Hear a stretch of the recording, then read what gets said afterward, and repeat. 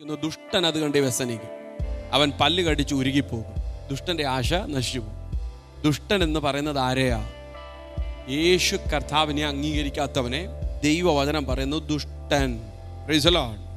അവൻ പല്ല് കടിച്ച് ഉരുകിപ്പോകും. ദുഷ്ടനെ പെട്ടെന്ന് അങ്ങ് മാറ്റുന്നത് ദൈവത്തിന്റെ പദ്ധതിയല്ല. മൊർദെഖായിക്ക് വിരോധമായി കഴുമരമൊരുക്കിയ ഹാമാനെ ദൈവം തമ്പുരാന് വേണമെങ്കിൽ നൊടി നേരം കൊണ്ടെടുത്ത് ദൂരെ കളയായിരുന്നു.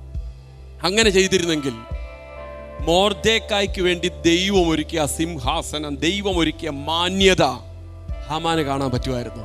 പെട്ടെന്ന് ദുഷ്ടനെ അങ്ങ് മാറ്റുകയല്ല. ദുഷ്ടൻ എങ്ങനെ പോകുമെന്ന് ആ പല്ല് കടിച്ച് ഉരുകിപ്പോകും. ഇത്രയും പാര വെച്ചിട്ടും മേലെ വെച്ചിട്ടും കഴുമരം ഒരുക്കിയിട്ടും ഇവനൊന്നും പറ്റിയില്ലല്ലോ എന്നോർത്ത് അവൻ പല്ല് കടിച്ച് അറ്റാക്ക് വന്ന് ഉരുകുവന്ന്.